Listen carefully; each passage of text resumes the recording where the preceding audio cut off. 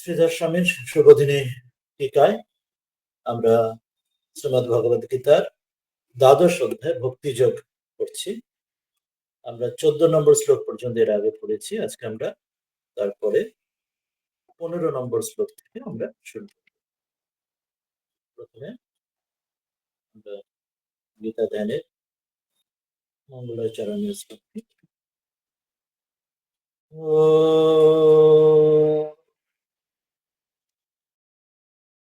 वसुदेव सुतं देवं कंसचाणूरमर्दनम् देवकी परमानन्दम् वन्दे जगद्गुरुम्। আমরা তাহলে দ্বাদশ অধ্যায়ের ভক্তি যোগের 15 নম্বর শ্লোকে এখান থেকে অধ্যায় শেষ পর্যন্ত আগের দুটি শ্লোক দেখেছি আগের দিন, যে ভক্তের লক্ষণ সেগুলি দেখাচ্ছেন, আর তার মধ্যে দিয়ে যে সাধক তারও যেটা তার জন্য সেটা সহায়ক, তার সাধন গুলিও সেটিও তার মধ্যে বোঝানো হয়। हर्षादि विकारों से रहित और सबको अभय देने वाले प्रिय भक्त के लक्षण। যে প্রিয় ভক্ত যে তার যে সকল বিকার থেকে রহিত, তার যে ভাব সকলকে অভয় দান করে সেটি দেখাচ্ছেন 15 নম্বর শ্লোকে। শ্রী ভগবানুবাচ यस्मन्नद्विजते लोक लोकानुद्विजते च यः हर्षमर्ष भयद्वेग মুক্ত यस्य च मे प्रियः। বলছেন यस्मात् न उद्विजते लोकः लोकात् न उद्विजते च यः हर्षमर्ष भयद्वेगैः मुक्तः यः सः च मे प्रियः। অত্যন্ত একটি গুরুত্বপূর্ণ শ্লোক এটি, যে যার থেকে কোনো লোক উদ্বিগ্ন হন না এবং যিনিও কোনো লোকের নিকট উদ্বিগ্ন হন না, কোনো উদ্বেগের কারণ ঘটে না। কিন্তু কোনো কোনো ক্ষেত্রে হতে পারে, জগতে যেটা দেখি যে তাকে লোক বিরক্ত করতে পারে তাদের যে বিকৃষ্ট বা যে তাদের ভাব অনুযায়ী, কিন্তু তিনি তাতে উদ্বিগ্ন হন না। শ্রীরামকৃষ্ণ যখন দক্ষিণেশ্বরে রয়েছেন, সে ব্রাহ্মণ তাকে ঈর্ষা করছেন বা তাকে তিনি সমাধি রয়েছেন, তাকে মারছেন, কিন্তু তার নিজের কোনো তাতে তার কোনো উদ্বেগের কোনো ভাব নেই। তিনি মথুরবাবুকে বলছেন না, মথুরবাবু পরে শুনছেন যে বাস্তবিক আমাকে আগে জানালে তার ধরে মাথা থাকতো। তিনি মাত্র নিজে উদ্বিগ্ন হচ্ছেন না এবং তিনিও নিজে কাউকে উদ্বেগ দিচ্ছেন না। কিন্তু কোনো কোনো মানুষ তাদের নিজস্ব তাদের সংস্কার অনুযায়ী তারা ঈর্ষান্বিত হতে পারে, সেটি তাদের নিজস্ব সংস্কার। তো বলছেন যস্মাৎ, যার থেকে লোকাহ কোনো জীবই ন উদ্ভিজতে উদ্বেগ প্রাপ্ত হয় না, এবং যাহা আর যিনি স্বয়ং নিজেও লোকাত কোনো জীব থেকে উদ্বিগ্ন হন না, উদ্বেগ প্রাপ্ত হন না। আর কি না, যিনি হর্ষমর্ষ ভয়দ্বেগহি, হর্ষ এবং অমর্ষ, ভয় এবং উদ্বেগ এসব থেকে মুক্ত হন, সাহা সেই ভক্তই মেয়ে আমার প্রিয়। হর্ষ আমরা পরে অর্থগুলো দিব, অমর্ষ ভয় এবং উদ্বেগ। অমর্ষের কথা তাহলে বলা রয়েছে, আমরা দেখে নিই। दूसरे की उन्नति को देखकर संताप होने का नाम अमर्ष, অর্থাৎ ঈর্ষা, এনভি, জেলাসি, অমর্ষ। তার মধ্যে কোনো সে থাকে না, ভয়, উদ্বেগ, অমর্ষ, হর্ষ কোনো কিছু থাকে। আমরা শ্রীধর স্বামীর টিকাতে দেখবো যে তিনি এবারে বিস্তার করবেন বিষয়টি। দ্বাদশ অধ্যায়ের ভক্তিযোগের 15 নম্বর শ্লোকে কিঞ্চা বলছেন तथा আর কি না, यस्मन्नद्विजते लोकः लोकान्वद्विजते च यः हर्षमर्ष भयद्वेगे मुक्त यः स च मे प्रियः। বুঝলেন, यस्मात् যার থেকে, सकाशात् लोक जनः যার থেকে যে লোকজন জনসমুদায়, না উদ্বিজতে তার উদ্বিগ্ন হন না, তিনি অভয় প্রদান করেন সকলকে। ভয় শঙ্কায়া সংশোভম না প্রাপ্নতি, তার থেকে ভয় হয় না, শঙ্কা হয় না, আশঙ্কা হয় না, সংশোভ কোনো ক্ষোভ, তার থেকে অভয় প্রাপ্ত। ইয়শ্চ লোকান ন বিজতে, এবং তিনি নিজেও অপর কোন থেকে লোক থেকে তিনি উদ্ধার বিবেক প্রাপ্ত হন না। সেই যে ইয়শ্চ, সেই যে স্বাভাবিকই, তিনি সেই স্বাভাবিক হর্ষাদিভি মুক্তঃ, তিনি স্বাভাবিক যে হর্ষ ইত্যাদি থেকে তিনি রহিত, একটা মুক্ত। কি সেগুলি এক একটা করে দুই একটা বলছেন। তত্র হর্ষ মানে কি বলছেন, স্বস্য ইষ্টার্থ লাভে উৎসাহ।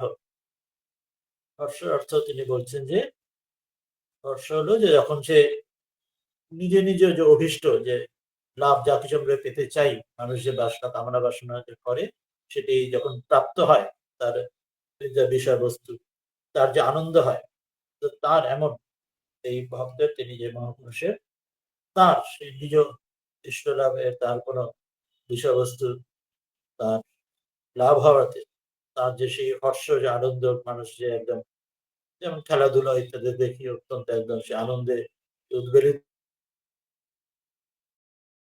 হয়ে যায়, মানুষ খেলাধুলাতে যেতে ইত্যাদি। তিনি সেখানে তার ওই রকম কোনো নিষ্ক্রিয়তা সেখানে থাকে, ঈশ্বরের উপর সমর্পণ করে। এবং তার বিপরীতটা অমর্ষ হচ্ছে পরস্য লাভে অসহনম। সাধারণ মানুষের যার কি হয় যে নিজে লাভ করলে কিছু, সেটা যেমন অত্যন্ত আনন্দ হয়, উৎসাহ হয়, আর উল্টে সেটা যদি অন্য কেউ লাভ করে, ওই খেলাধুলায় হোক অন্য কিছু, যদি অপরের লক্ষ্যে সহ্য হয় না, অসহ্য হয়ে ওঠে, সেটা একদমই মেনে নিতে পারে না। আমরা খেলাধুলা বা আমরা এই তো যেমন এই যে রাজনীতি ইত্যাদি যেমন, তো সেখানে বলছেন যে তারও কিন্তু সেটি হয় না, তার অপরের লাভে তার যে যে ওরকম অসহ্য হওয়ার যে সেই বোধ, সেটি অমর্ষ, সেটি তার হয় না। আর ভয়ও হয় না, ভয়ম ত্রাস, ভয় মানে যে ত্রাস হওয়া, ভীত হওয়া, তিনি নির্ভয় অভয়, তিনি অভয় প্রাপ্ত হয়েছেন, সেটিও তার হয় না। আর উদ্বেগ, ভয়াদি নিমিত্ত চিত্ত ক্ষোভ, উদ্বেগ হচ্ছে ভয়ের এসব কারণে চিত্তে যে ক্ষোভ যেটি জাগে, চিত্ত খুব ভয়ভীত হয়, যেটা আমরা টেনশন ইত্যাদি বলি, ফ্রাস্ট্রেশন, টেনশন, সেসব তার কোনো হচ্ছে হয়, দুশ্চিন্তা, সেসব তার হয় না, ভয় থেকে যেগুলি আসে। তাহলে কোনটি তার হর্ষ, অমর্ষ, ভয় এবং উদ্বেগ কিছু হয় না। এতে বিমুক্ত, এগুলির সব থেকে মুক্ত থাকেন। ইহা মদ্ভক্ত, আমার যে ভক্ত এমন, সচা মে প্রিয়, সেই ভক্তই আমার প্রিয়। এবার পরের শ্লোকে বলছেন কিঞ্চ, আর কি, ভক্তের লক্ষণ দিয়ে এবং সাধক করে সেটি তার সাধনা বোঝাচ্ছেন 16 নম্বর শ্লোকে। পরের শ্লোকটিতে নিস্পৃহাদি গুণ সে যুক্ত সর্বত্যাগী প্রিয় ভক্তকে লক্ষণ বলছেন। আরো কিছু গুণ তার জানাচ্ছে যে নিস্পৃহ সেগুলি, এবং যে সর্বত্যাগী, তার যে প্রিয় ভক্তের কিছু লক্ষণ করবে। 16 নম্বর শ্লোকে বলছেন অনপেক্ষ শুচির দক্ষ উদাসীন গত ব্যথ সর্বারম্ভ পরিত্যাগী यो मद्भक्त स मे प्रिय। বলছেন অনপেক্ষ শুচি দক্ষ উদাসীন গতব্যাথ সর্বারম্ভ পরিত্যাগী यह মদ্ভক্ত সহ মে প্রিয়। বলছেন যে ইহ, যে পুরুষ, যে সাধক বা যে ভক্ত, যিনি অনপেক্ষ, তিনি কোনো আকাঙ্ক্ষা তো রহিত। মা বলছেন শ্রীমৎ শারদা দেবী নির্বাসনা হলে এক্ষুনি হয়, তো বলছেন তিনি অনপেক্ষ, কোনো অপেক্ষা, তার কোনো বাসনা, কাম্য বাসনা, কোনো আকাঙ্ক্ষা রহিত। শুচি, তিনি শৌচ শুদ্ধ, বার এবং অন্তঃশৌচ বহিঃশৌচ দুটোতেই তিনি শুদ্ধ। এটিতে আরো 13 নম্বর অধ্যায়ে আরো বিস্তারে এই বিষয়ে আরো কিছু আসবে, বহিঃশৌচ অন্তঃশৌচ সম্বন্ধে। দক্ষ, দক্ষ মানে তিনি চতুর, অর্থাৎ ভেরি ডেক্সটারিটি। তিনি, আগে আমরা পড়েছি যোগ কর্মসে কৌশলম, তিনি ঠাকুর যেন বলছেন ভক্তের কিন্তু বোকা কেন হবি, অর্থাৎ সেখানেও সে বোকা হবে না, এবং সে যে কাজে কর্মপটু হবে, সে কিন্তু কাজে অবহেলা বা সে অপদার্থ তেমন না, সেখানে যথাযথ সে স্কিল সে থাকবে, সেখানে কোনো ব্যর্থতা থাকবে না। নিষ্ক্রিয় মানে যাতা যা ইচ্ছে করে একদম কেয়ারলেস, কেয়ারলেস মোটেই হবে, দক্ষ হবে। উদাসীন, উদাসীন পক্ষপাত সে রহিত, সেখানেও সে উদাসীন অর্থাৎ সেখানে কোনো পার্সিয়ালিটি থাকবে না কারোর প্রতি। যে সেখানে যথাযথ কর্তব্যবোধে যা করণীয় সেটি করবে ঠিকভাবে। কোনো ভুল সিদ্ধান্ত বিচার করবে না। গত ব্যাথা সব দুঃখ থেকে তিনি দূরীভূত হয়ে যা তার এমন ভাব। তিনি কোনো দুঃখের মধ্যে তিনি ডুবে থাকেন না। তিনি স্বাভাবিক ঈশ্বরের স্থিতি থাকেন। सह सर्वारंभ परित्यागी सब आरंभों का त्यागी सब आरंभ का त्यागी এখানে তাহলে বলছেন আমরা পরে দেখব सब आरंभों का त्यागी अर्थात वाणी मन वाणी और शरीर द्वारा प्रारब्ध से होने वाले संपूर्ण स्वाभाविक कर्म में कर्तव्य का अभिमान का त्याग অর্থাৎ যে জানেন যে ঈশ্বরই কর্তা আমি অকর্তা এই বোধে থাকেন বলে মন বাণী শরীরে কায়া মনসা কায়ানা মনসা বাচা যা কিছু আমাদের প্রারব্ধ সংস্কার অনুযায়ী শরীরের দ্বারা যা কর্ম হয় আমাদের দ্বারা তো সেখানে কর্তৃত্ব অভিমান রাখে না সেখানে সেই শ্রীরামকৃষ্ণ কাহিনীর মতো রামের ইচ্ছার মতো ঈশ্বরের ইচ্ছা সে হচ্ছে নিজের কর্তৃত্বের অভিমান ওই জন্য সর্বারম্ভে পরিত্যাগী নিজের সেই অহংবোধ সেটি আগে আসে না ঈশ্বরের ইচ্ছাতেই সব করছেন কর্ম করছেন এই বোধ থাকে সব তো মদ ভক্ত আমার যে এমন ভক্ত মেয়ে প্রিয় এরকম ভক্তি আমার প্রিয় শ্রীধর স্বামী বলবেন তার সুন্দর शुचिदक्ष उदासीन गतव्यतः सर्वारंभ परित्यागी यो मद्भक्तः समे प्रियः বলছে যে অনপেক্ষ यदृच्छा उपस्थिते अपि अर्थे निष्क्रियः বলছেন অপেক্ষা রহিত নিজের চেষ্টা রহিত বিনা ইচ্ছায় নিজে নিজে যা কিছু ঈশ্বরের ইচ্ছাতে যা কিছু তার প্রাপ্তি যা কিছু হচ্ছে তাতে ওই জন্য স্পৃহা রহিত কিন্তু তার পেছনে ক্রেভিং নেই মানুষের ক্রেভিং থাকে কোনো কিছুর পেছনে তো সেই ক্রেভিংটা তার নেই বাসনার পেছনে তিনি বাসনা জালে তিনি বদ্ধ হয় সেটার পেছনে দৌড় নিমজ্জিত থাকেন না সূচি ওই বললেন বাহ্য অভ্যন্তরা শৌচ সম্পন্ন বাহ্য শৌচ এবং অন্তর শৌচ দুটি তার দ্বারা তিনি শুদ্ধ দক্ষ অনালসহ ডক্টর স্বামীজি মনে করাচ্ছেন পিউরিটি পেশেন্স এন্ড পারসিভিয়ারেন্স স্বামীজি বলছেন আর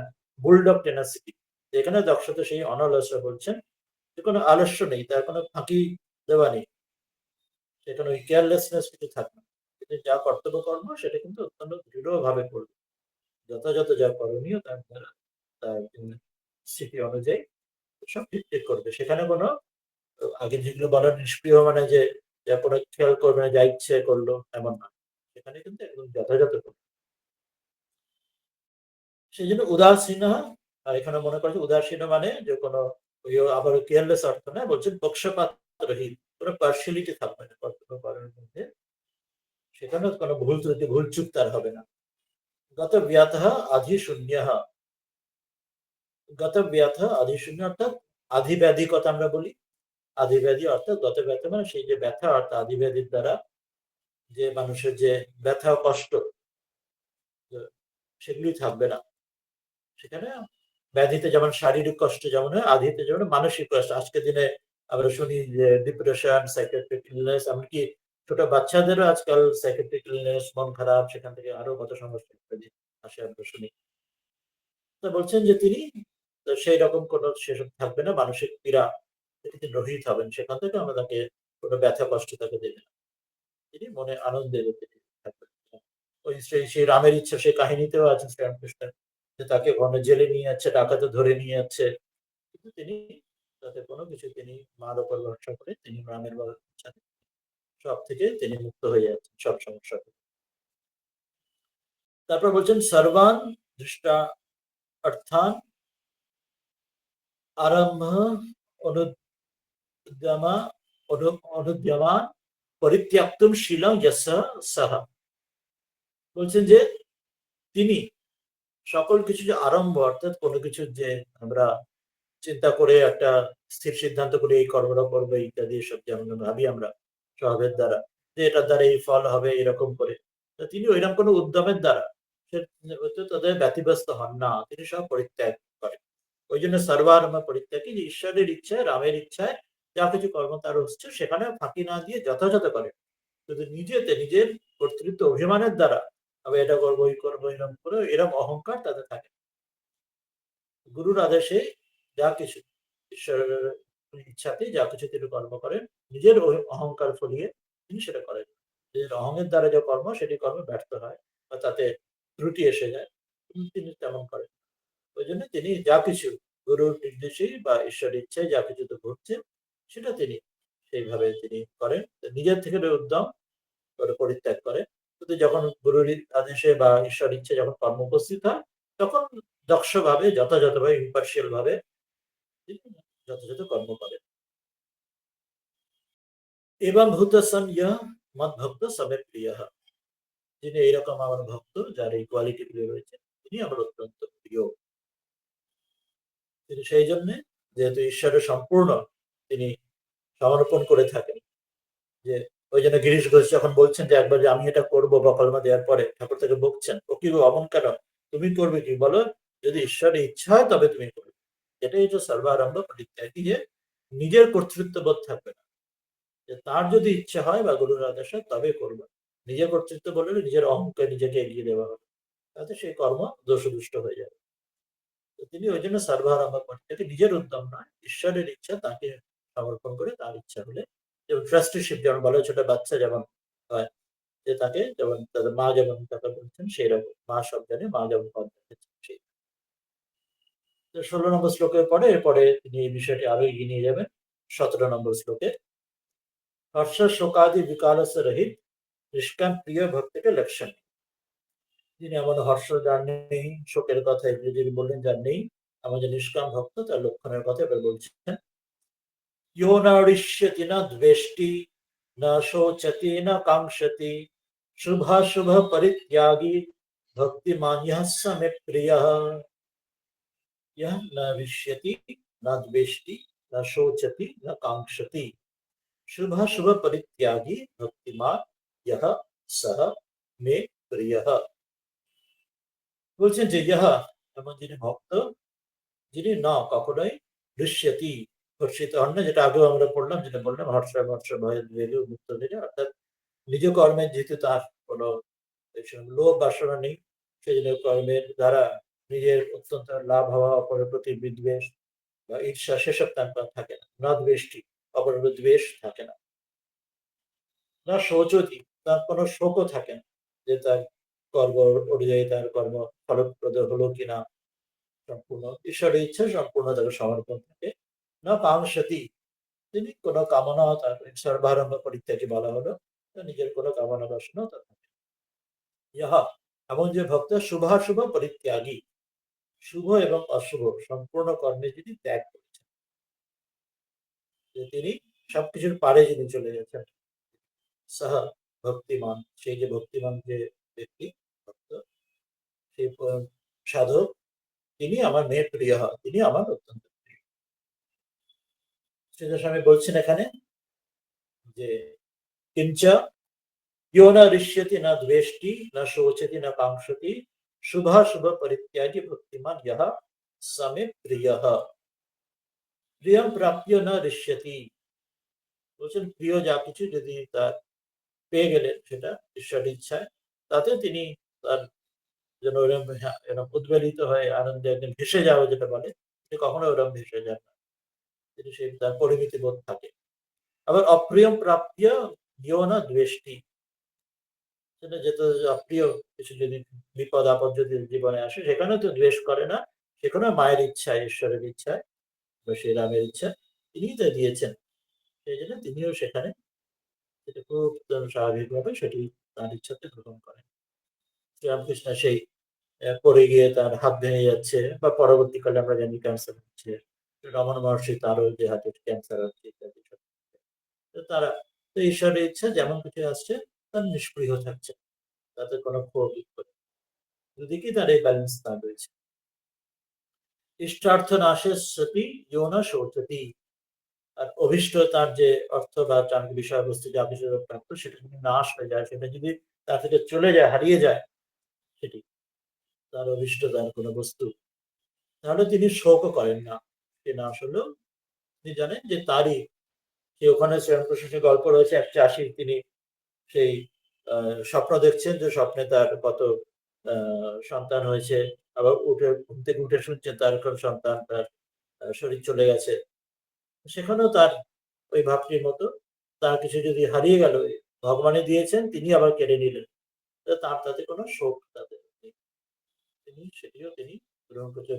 ওই দারুণ শোক তিনি কিন্তু মনের মধ্যে খুব ভালোভাবে তিনি নিষ্ক্রিয়তার সঙ্গে ঈশ্বরের সমর্পণ করে গ্রহণ করে শরণাগত হয়ে গ্রহণ করছেন। তিনি শোকে মুহ্যমান হয়ে যাচ্ছেন না। জাগতিক তার মানে এই নয় যে তিনি তার শোকে কোনো বহিঃপ্রকাশ থাকবে না তা নয়। ঠাকুর তার সেই অক্ষয়ের তার শরীর যাবাতে বলছেন বুকের মধ্যে গামছা নিংড়ানো মতো আঁচড়া যেন কষ্ট হচ্ছে বা এই মায়ের ক্ষেত্র আছে যারা মৃত্যুকে কয়েকটি অন্য কোনো বুড়ি তার কেউ ছেলে গত হয়েছেন মাও তার সঙ্গে কাঁদছেন সেটি থাকবে না কিন্তু যেমন বলে সাধুর গ্রাম জলে তা তো সেই রকম তার আসতেও যতক্ষণ চলে যেত ততক্ষণ। যেমন সে জোয়ার আসে আবার জল চলে যায় ভাটা আসে এরকম সেটির মধ্যে সে নিজে ডুবে যাবে না সেটি আসবে কিন্তু আবার সেটি চলে যাবে ঢেউ যেমন আসে আবার চলে যায় তিনি তার মুহ্যমান হয়ে ডুবে যাবেন না এইটি ইম্পর্টেন্ট তো ওই জন্য তিনি কোনো শোক কিছু হারিয়ে গেলেও তিনি তাদের শোকে মুহ্যমান হয়ে সম্পূর্ণ নিজেকে হারিয়ে ফেলেন সেখান থেকে ওই ব্যালেন্সটি তার থাকে এটি মানে ইম্পর্টেন্ট সবটাই বোঝাচ্ছে যে ব্যালেন্স লাইফের মধ্যে ব্যালেন্স অপ্রাপ্তমার্থ ইয়ো কাঙ্ক্ষতি এবং অপ্রাপ্ত যেটি পাওয়া হয়নি ওটা যেমন পাওয়া জিনিসটা হারিয়ে গেল এখানে আবার যেটা পাওয়া নেই যেটা অপ্রাপ্ত পদার্থ যা কিছু বিষয়বস্তু সেটার পেছনেও যা তার কোনো আকাঙ্ক্ষা থাকে না যে ভগবান ইচ্ছা হলে তিনি দেবেন এটার পেছনে তার দিন নেই রাত নেই ঘুম বিষয়বস্তু তার পেছনে যে আসক্তি সেটাও তার থাকে কিন্তু ঈশ্বরের ইচ্ছা সেখানেও সমর্পণ তার ইচ্ছা ভগবানের ইচ্ছা হলে তিনি দিয়েছেন তিনি নিয়েছেন তিনি আর ইচ্ছা হলে তিনি দেবেন কিন্তু কর্তব্য কর্মে তার কিন্তু সেখানে চ্যুতি হবে সেখানে কিন্তু যথাযথ হবে এই ব্যালেন্সটা কিন্তু সোকল্ড কন্ট্রাডিক্টরি বা প্যারাডক্সিক্যাল যদি বলি এটা ইম্পর্টেন্ট এটা খেয়াল রাখবে কেয়ারলেসনেস থাকে কাজের মধ্যে যথাযথ সেখানে কর্তব্য কর্ম থাকবে শুভ অশুভে পুণ্য পাপে পরিত্যক্তম শীলম ইয়স্য সহ বলছেন শুভ বা অশুভ পুণ্য বা পাপ শুভ কর্মের ফল পুণ্য অশুভ কর্মের ফল পাপ এর দুটোই ত্যাগ করে পরিত্যক্তম যদি ত্যাগ করে যার স্বভাব কারণ পাপ তো স্বাভাবিক বা এটা তো ন্যাচারাল আমরা ভাবি যে ভালো হওয়ার চেষ্টা করছে পাপ পরিত্যাগ করবে কিন্তু পুণ্যটা আমরা ভাবি এটা করলে এমন পুণ্য হবে পুণ্য করলে ঊর্ধ্বগতি হবে স্বর্গ বা নিজের এমন লাভ হবে এমন কিছু সুবিধা হবে কিন্তু তিনি যে সেসবও তিনি চাইছেন তিনি একমাত্র ভগবানকে আছেন বলে তিনি কোনো কিছু তার পুণ্য তিনি চাইছেন না নারদ তাই বলছেন কথামিতে বলছেন যে আমাকে শুধু তোমার পাদপদ্মে ভক্তি দাও এটাই বলছেন যে ওইখানে সে পুণ্য পাপ বলছেন যে কোনো জন্ম শুকর জন্ম যদি জন্ম হয় কিছু আবার যায় আসে না, শুধু তোমার পাদপদ্মে ভক্তি দাও আমি আর কোনো কিছু চাই এই যে শুদ্ধ ভক্তি শুদ্ধ জ্ঞান এইটি চাইছেন যে সেখানে কোনো কামনা বাসনা কিছু থাকছে না যে ভালো কিছু দিয়ে ভালো কোনো পোস্ট পাওয়া অর্থাৎ স্বর্গ বা ঊর্ধ্ব লোকে সেটিও নয় একমাত্র ভগবান এবং ভূতবা ইহ যিনি এমন হয়েছেন যার এমন স্বভাব ইয় মদ ভক্ত মদ ভক্তিমান যে আমার এমন এমন মানুষ যে আমার প্রতি ভক্তিমান সামে প্রিয় তিনি আমার প্রিয় যার এইসব কোয়ালিটি রয়েছে আর আমার ঈশ্বরের ভক্তি রয়েছে ঈশ্বরের ভক্তি রয়েছে সেই আমার প্রিয় 18তে বলছেন এরপরে এই বিষয়টি আরো এগিয়ে নিয়ে शत्रु मित्रादि में समभाव वाले स्थिर बुद्धि प्रिय भक्त के लक्षण শত্রু এবং মিত্র তাদের উভয়তেই সমভাব থাকে স্থির বুদ্ধি এখানেও থাকে গীতা তো আগেও আমরা এসেছি যেখানে সেই পণ্ডিত তারপর কুকুর এবং চন্ডাল হাতি সব জায়গায় বলা হচ্ছে সব জায়গায় তার সেই স্থির বুদ্ধি থাকে समशत्रौ च मित्रे च तथा मानापमानयः शीतोष्णसुखदुःखेषु समसङ्गविवर्जितः বলছেন समः शत्रौ च मित्रे च तथा मान अपमान शीत उष्ण सुख दुखेषु समः संग विवर्जितः শত্রু মিত্রে শত্রুতে বা মিত্রতে বিরোধিতা আর যে আমার পক্ষে যে আমার বন্ধু তো দুটোতেই মান এবং অপমান মিত্রের কাছে আমাদের মান হয়, যে আমাদের বন্ধু, যে আমাদের সঙ্গী, সে আমাকে সম্মান দেয়। আর শত্রুর কাছে অপমান হয় সেখানে, শত্রুর সঙ্গে বিরোধিতা। তো সেই যে শত্রুর কাছে যেমন অপমান, আর মিত্রের কাছে যে মান সম্মান, দুটোতেই তার সমান। সেখানে মনের কোনো, আগে যেমন হর্ষ শোক এগুলো বলেছেন, কোনো হয় না। অপমানেও তার কোনো, সে শোকান্বিত হন না, আবার সম্মানেও সে অত্যন্ত হর্ষে আনন্দে উদ্বেলিত হয়ে ওঠেন না। এখানেও তার সেই ইকুয়ানিমিটি, সেই সেরেনিটি তার মনের মধ্যে থাকে। সমান, তার মধ্যে সমান তথা আর কি।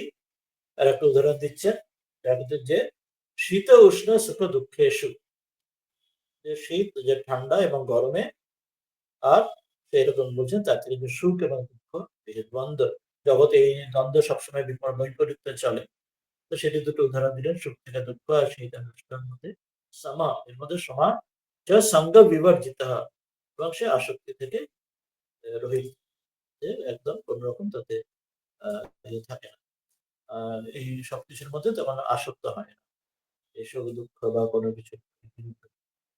আগে তো শত্রু মিত্র বলে মান অপমান তার থাকে, শত্রুতে অপমান বা বন্ধুতে তার সম্মানের প্রত্যাশা থাকে না।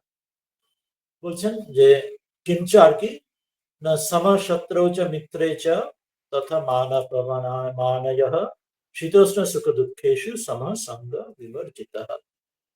শত্রৌ চ মিত্রে চ সম এক রূপঃ, শত্রুর মধ্যে এবং মিত্রের মধ্যে সে একই রূপ থাকে। শত্রুর অপমান বা মিত্রের সম্মানে সে কোনো বিচলিত, অপমানে বিচলিত হয় না, আর এই সম্মানেও সে উদ্বেলিত হয় না। মান অপমান মান এবং অপমানে সে একই রকম থাকে। কিরকম সেটাই বলছেন, হর্ষ বিষাদ শূন্য ইতি অর্থ। যে মান সম্মান পেলে যে হর্ষ, সেটিও তার হয় না, সেটি শূন্য হয়। আর অপমান পেলে যে যে বিষাদ হয়, সে বিষাদ থেকেও সে শূন্য হয়, এটি অর্থ। ঠাকুরকে কখনো সে অপমান হচ্ছে, তখন তখন তাকে হৃদয় বেরিয়ে যেতে বলছেন, তাকেও বেরিয়ে যেতে বলছেন ঠাকুর। সঙ্গে সঙ্গে কাঁধে গামছা নিয়ে চলে যাচ্ছেন। আবার গেটের কাছে গিয়ে দক্ষিণেশ্বর মন্দির থেকে বলছেন, না আপনাকে যেতে বলিনি, লোক খবর পাঠাচ্ছেন, তখন আবার হাসতে হাসতে চলে যাচ্ছে। অর্থাৎ তাকে যখন অপমান করে চলে যেতে বলছে, তখনও তার মধ্যে কোনো নেশা, তখন কোনো শোক বিরুদ্ধ ভাব নেই। আবার যখন তাকে না ডেকে পাঠাচ্ছেন, না আপনার প্রতি কোনো বিদ্বেষ আপনাকে বলা হয়নি, তখনও তাতে হর্ষ দ্বারা কোনো, তাতে আনন্দ উদ্বেলিত নেই, এটাই তার সমভাব। আর উদাহরণ দিচ্ছেন শীত উষ্ণায়, গরম এবং ঠান্ডায়, আর সুখ দুঃখয় চ সমহ, সুখ দুঃখ সেই রকমই সমান। যেমন বলছেন না, সঙ্গ বিবর্জিত, সেখানে কোনো আসক্তি তার থাকছে না, সঙ্গ বিবর্জিত তার সেখান থেকে সম্পূর্ণরূপে তিনি আসক্তিহীন সেখানে থাকছেন, অনাসক্ত থাকছেন সেখানে। উচিত অপি অনাসক্ত, বলছেন যেমন যা হোক না কেন, সুখ দুঃখ বা শীত উষ্ণ যাই হোক না কেন, সঙ্গরহিত মানে উভয় ক্ষেত্রে তার কোনো আসক্তি নেই। উচিত অনাসক্ত, উভয়তেই তার অনাসক্ত থেকে আসক্তিহীন। পরের শ্লোকে 19 বলছেন,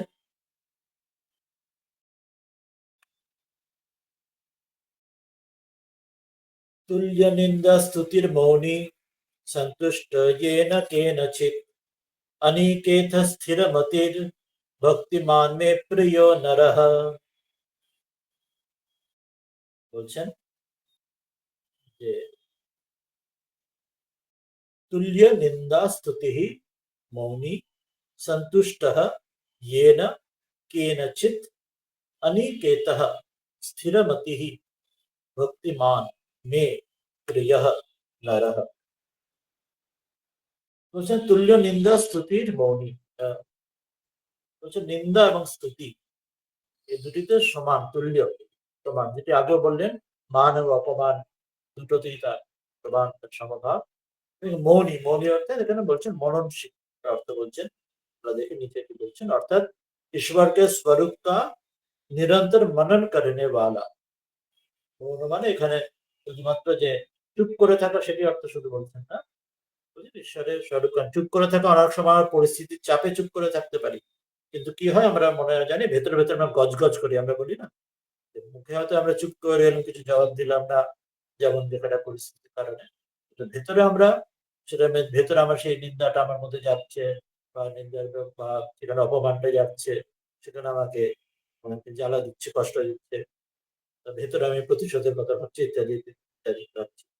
এখানে বলছেন মৌনী অর্থাৎ সেই জন্য যে শুধুমাত্র বাক যে বাচিক যে মনোভাব শুধু নয়, মননশীল তিনি ঈশ্বরের স্বরূপে সেখানে তিনি মনন করছেন, যে তার মধ্যে তিনি যে ঈশ্বরীয় তত্ত্ব সেটি তিনি মনের মধ্যে ভাবছেন, যার দ্বারাই তিনি এগুলো ওভারকাম করতে পারেন, জগতের এই নিন্দা স্তুতির এই যে বিরতির দিকে তিনি ঈশ্বরের সর্বদা তার মন নিবিষ্ট রয়েছে।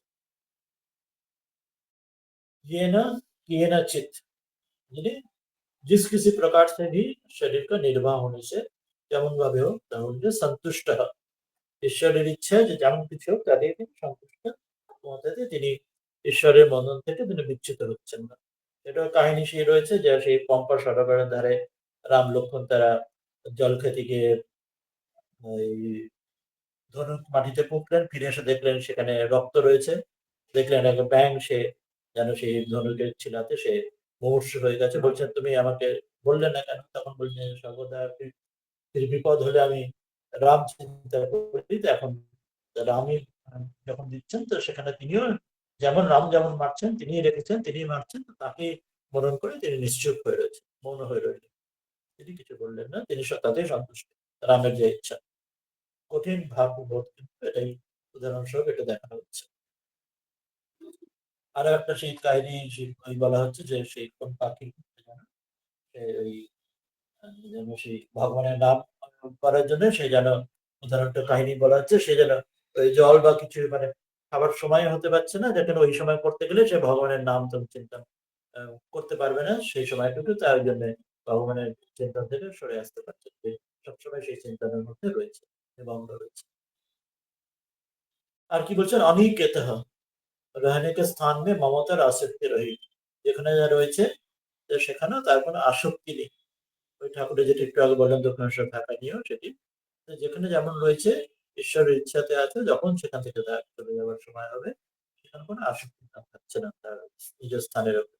আমাদের আসক্তি থাকে হয়তো একটা যে স্থান ইত্যাদির উপরে, কিন্তু তার কোনো, যেমন ভগবান যেখানে যা রাখবেন সেই ঝড়ের এঁটো পাতার মতো, ঝড়ের এঁটো পাতা বা সেই আর একটা সেই বেড়াল মিউ মিউ করে, বেড়ালের বাচ্চা, তার মা কখনো যেখানে তার রাখে, কখনো নর্দমায় থাকলেও কখনো তো এই খাটে থাকলো, যেমন মা যেখানে রাখে সেটাই, তার বিন্দুমাত্র সে শুধু মা চিন্তা করে, এখানেও সেটি ভাবতে বলছে।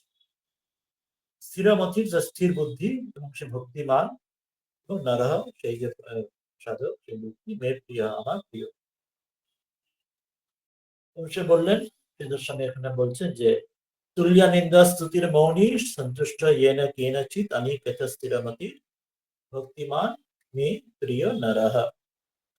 তুল্য নিন্দা স্তুতি ইয়স্য, বলছেন নিন্দা এবং স্তুতি যার জন্য তুল্য, সমান, তার একই রকম, তাহলে নিন্দা যেমন তার কাছে স্তুতিও তেমন, তার কাছে কোনো তাতে পার্থক্য নেই। যেহেতু মহাপুরুষ আমি তিনি মৌনী হচ্ছে সংযত বাক, বলা হচ্ছে যে সংযত যারা বাণী, অর্থাৎ তিনি জিতে নিয়েছেন, অর্থাৎ শুধুমাত্র এই সেটা বলা হলো যে শুধুমাত্র মুখ বন্ধ করে থাকার নয়, তিনি সংযত অর্থাৎ সংযম রয়েছে, যেমন যা বলার সেটি বলবে, আর আর বাক সংযম তখনই, যথাযথ বাক সংযম সেটি থাকবে না যখন মনও সংযত হবে, মনের মধ্যেও কোনো তরঙ্গ উঠবে না, বৃথা তরঙ্গ উঠবে না, তবেই যথাযথ সংযত বাক হতে পারে।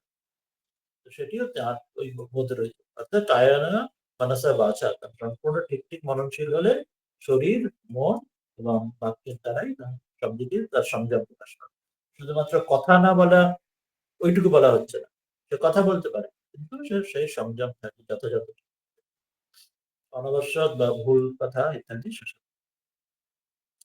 করবে না। তো ইয়েন কেনচিৎ যথা লব্ধেন সন্তুষ্ট, বলছেন যে সে যেন বাণীকে যেমন সে জিতে নিয়েছে বাক্যে, সেই রকম যা যা কিছু বস্তুকে তার যা পেয়ে যায় ঈশ্বরের ইচ্ছা তাতেই সে সন্তুষ্ট, ভগবানের ইচ্ছে যা তার প্রাপ্ত হচ্ছে তাতে সন্তুষ্টি রয়েছে। আর কি না অনিকেত, অনিকেত অর্থাৎ বলা হলো যে নিয়ত বাস শূন্য, এবার অর্থ দিচ্ছেন যে নিকট নিকেত রহিত ইয়ানি নিয়ত বাসস্থানতে শূন্য।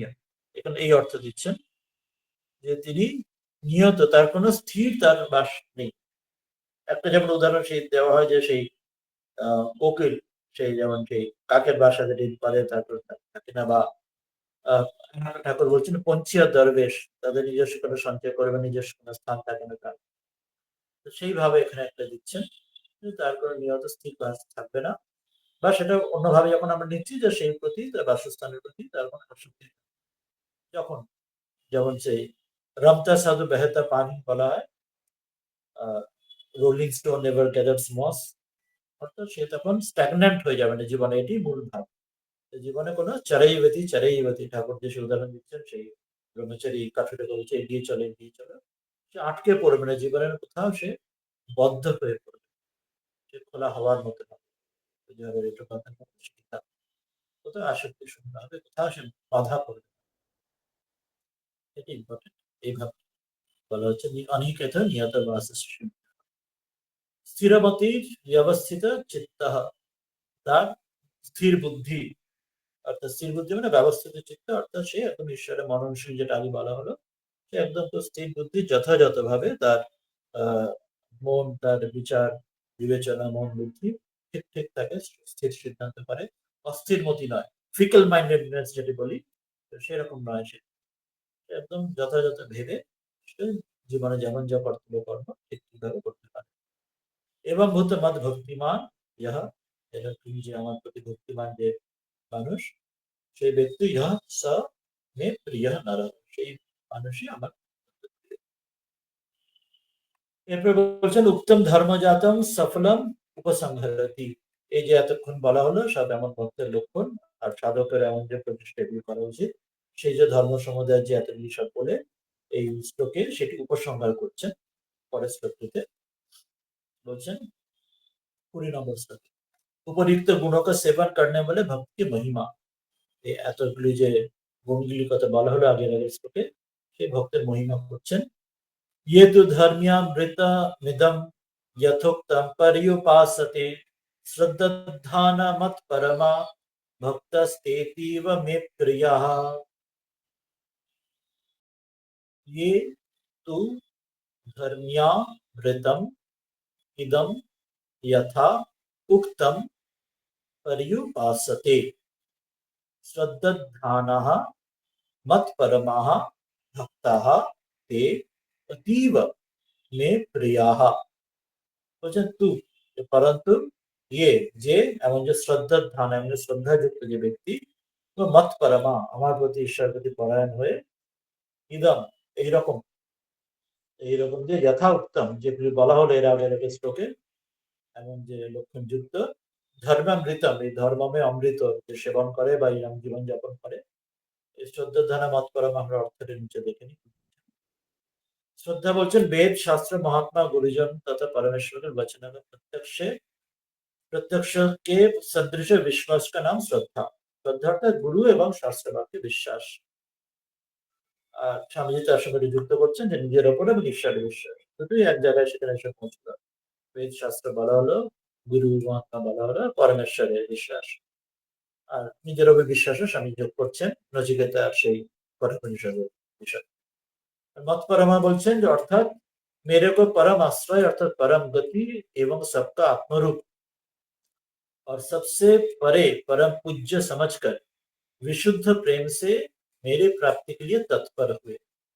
তৎপরম অর্থ বলছেন যে এরকম না যে ঈশ্বরকে আমাকেই পরম আশ্রয়, পরমাত্মাকেই পরম আশ্রয় ভগবানকে জেনে, পরম মুক্তি জেনে এবং সবার আত্মরূপ সেটি জেনে, সবচেয়ে পরে সবার থেকে শ্রেষ্ঠ পরম তাকে জেনে, পরম পূজ্য তাকে জেনে, বিশুদ্ধ প্রেমের দ্বারা তার প্রাপ্তির জন্য তৎপর হওয়া, পার্সিয়ারেন্স, এই বুলডগ টেন্ডেন্সি, তাকে পাওয়ার জন্য প্রচেষ্টা করেন, মত করেন তিনি ছাড়া আর তার দ্বিতীয় কোনো আর তার কোনো সাপোর্ট নেই, এই বোধে থাকা। এইভাবে যিনি এই সকল ধর্মগুলি পালন করবেন, পরিউপাসতে নিষ্কাম প্রেম ভাবছে সেবন করতে, এইভাবে যিনি সকল ধর্মগুলি পালন করেন, যেগুলি বলা হলো এর আগে,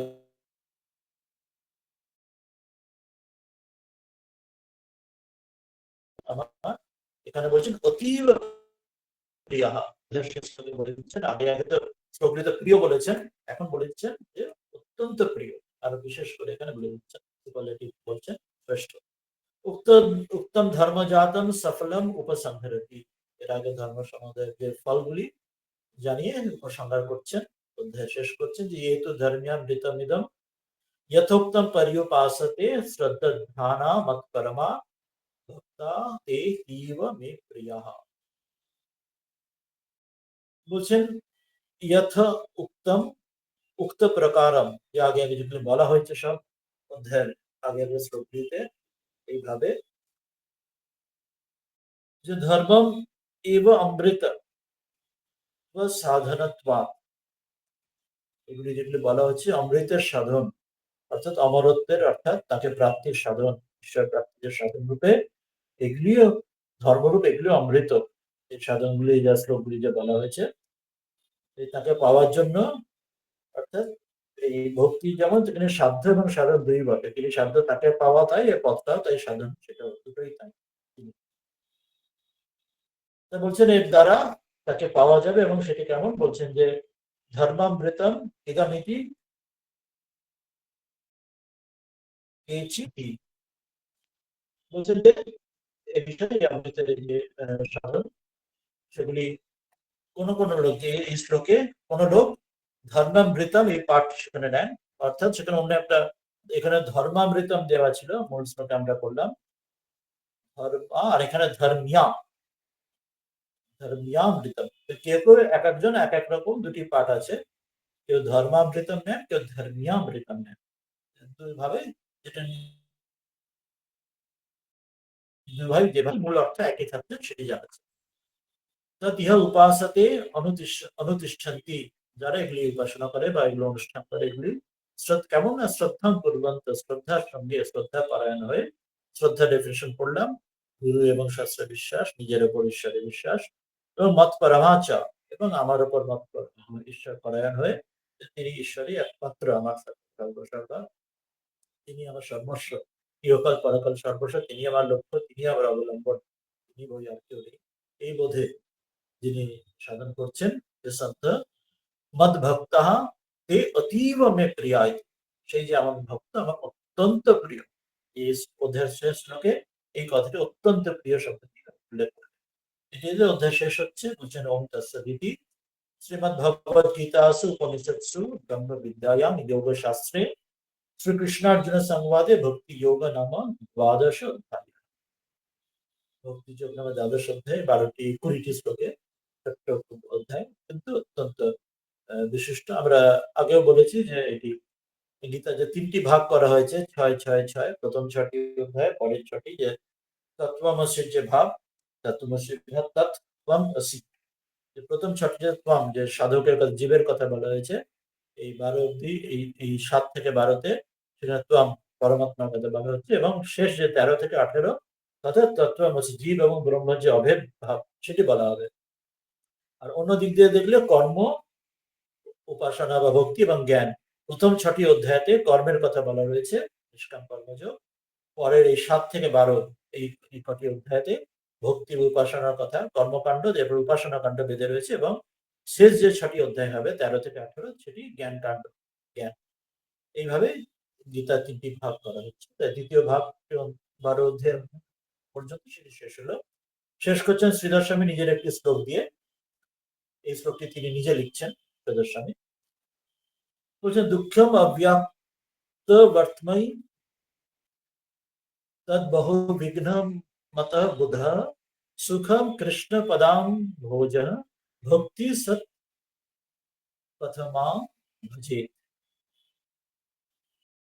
বলছেন যে যে ইয়ে অব্যক্ত উপাসনার মার্গ, দুঃখ রূপ, এই অধ্যায়ের সূচনাতেই বলা হয়েছিল, আমাদের মনে আছে যে অর্জুন প্রশ্ন করেছিলেন যে দুটি পথের মধ্যে কোন পথটি, একটি সকল উপাসনা, নির্গুণ নিরাকার সাকারের মধ্যে। ভগবান বলেছিলেন শ্রীকৃষ্ণ যে যে নিরাকার নির্গুণের পথ খুব কঠিন পথ, সেটি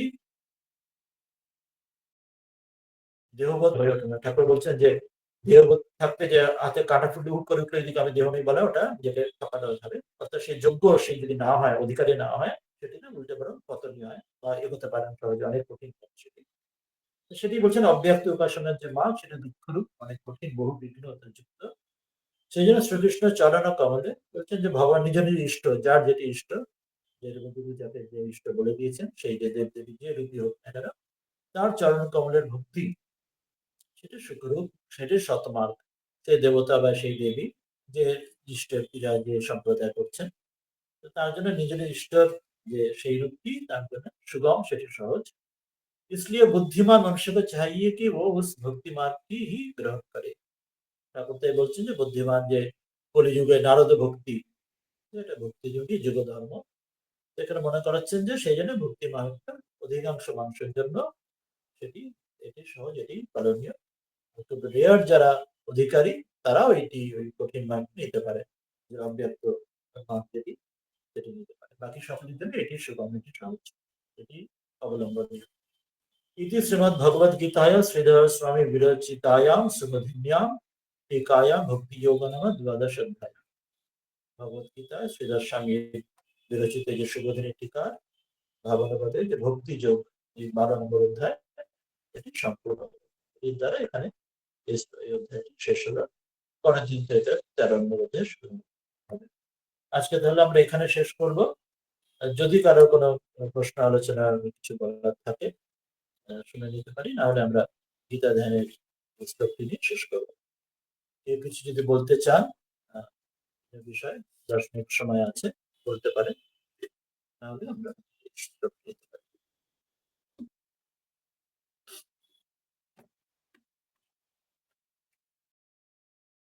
কারণ তাহলে কোনো বিষয় হয়তো নেই, তাহলে আমরা এই শ্লোকটি দিয়ে পাঠ করে শেষ করছি আজকে। ও मूकं करोति वाचालं पङ्गुं लङ्घयते गिरिं यत्कृपातमहं वन्दे परमानन्दमाधवम्।